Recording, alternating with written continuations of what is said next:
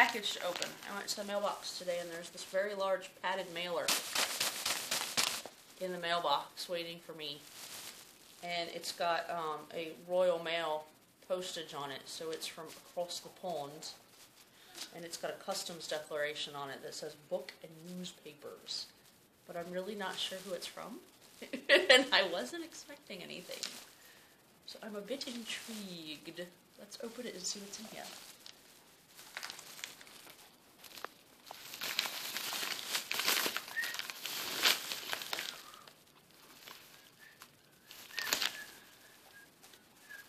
This is my letter opener.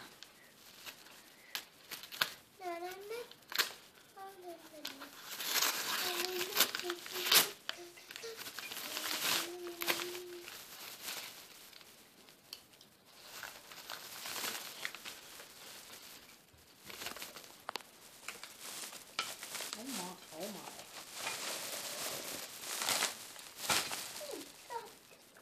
Oh my God. That's my truck. I'm going to look at fire truck. That's a fire truck. Holy crap. I'm going to fire truck. This is a Cincinnati newspaper. Holy crap. From 1863. Oh.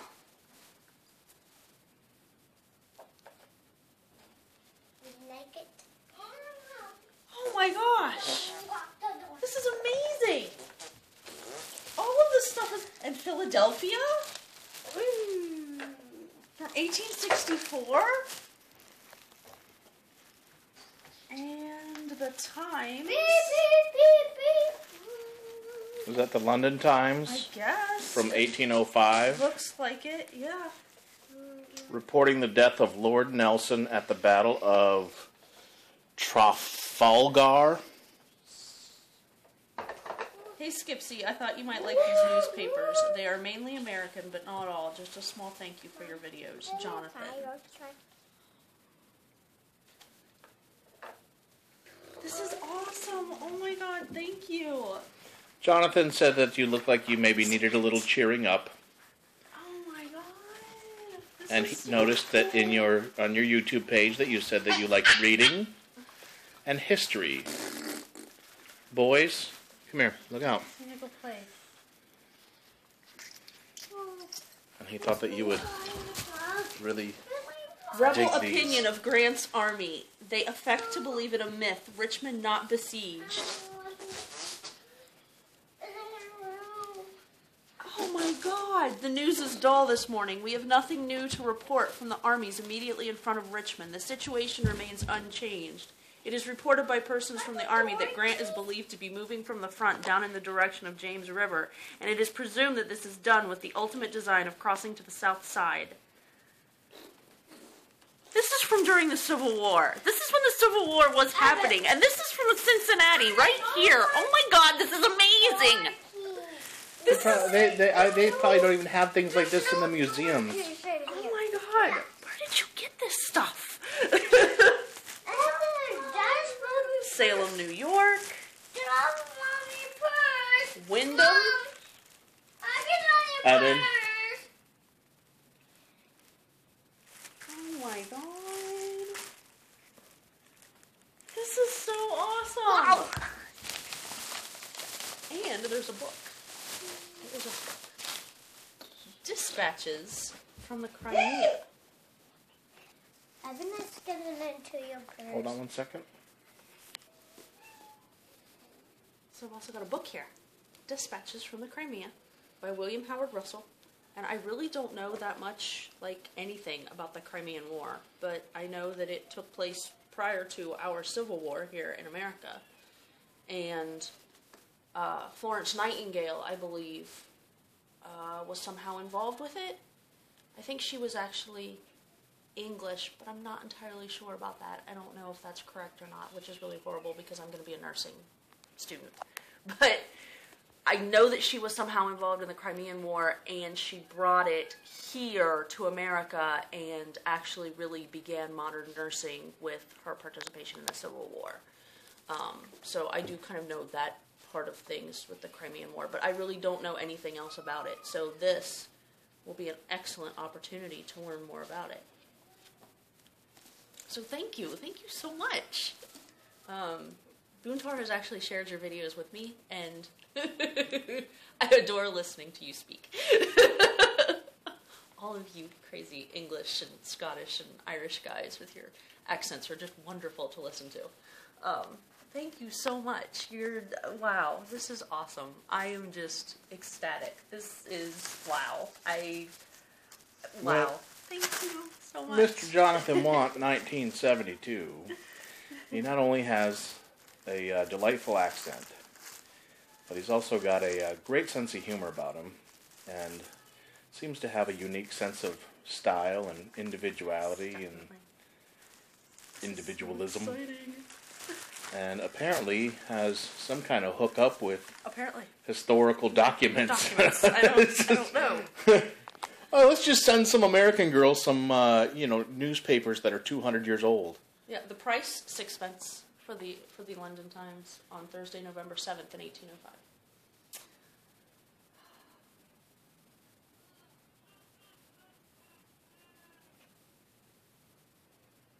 This is just awesome. Apparently we've got some classifieds here. Toys for children of all ages. Rocking horses, boxes of puzzles, and dissected maps and pictures. Noah's Arks, dolls, magic lanterns, tool chests, printing presses.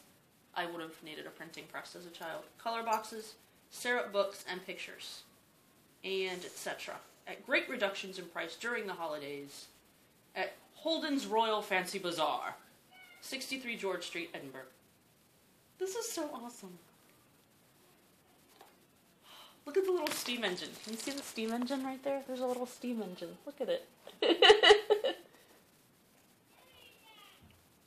There we go. Pretty cool. This is so amazing. Exploration of the Holy Land.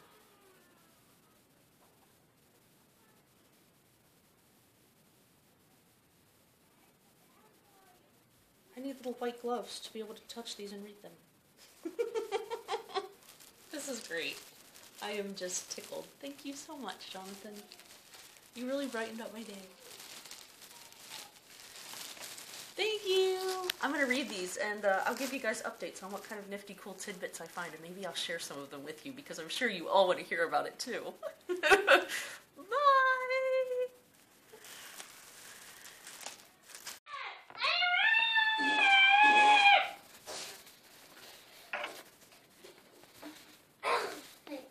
Tobacco. Yes or no? Yes. Oh, no. It's hard to read because it was printed poorly. There's a fold in it when it printed. 103/4 boxes, Spears, Missouri tobacco, bright Cavendish. 200.5 boxes, extra premium bright Cavendish. Harrison, Virginia bright Cavendish, Black Hawk bright Cavendish, extra bright Watt Cavendish. You never touch me! No! 1,000 Katie's Black Hens chicken. Katie's Pineapple Small Virginia Twist and Pancake. Smoking Tobacco, barrels, halves, and in boxes. All of the above at the lowest figures and at 18 and 20 Main Street opposite Madison House. The United States Sanitary Commission. Wow, I've read about that in books. Here it is in an actual newspaper in Cincinnati being talked about.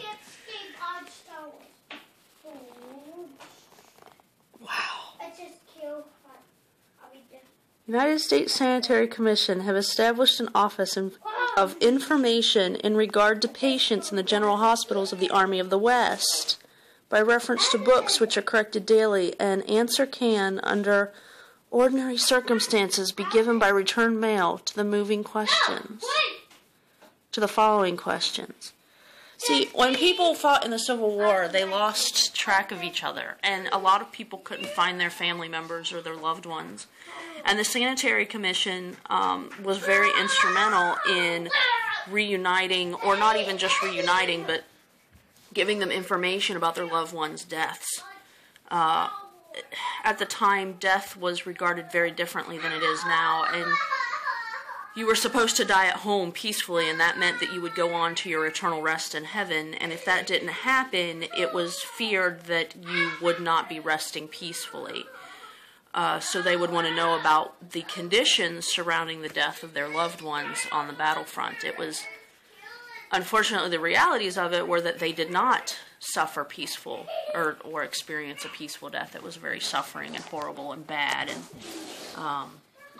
but they would try to compensate as much as possible. You were supposed to be surrounded by family, so perhaps the soldier had a picture of loved ones at home. He would pull that out at his passing, and that would sort of substitute for his loved ones being around him. But the Sanitary Commission was instrumental in getting these people information about the death of their loved ones and giving them peace and allowing them to begin the process of healing after they'd lost their soldiers at war.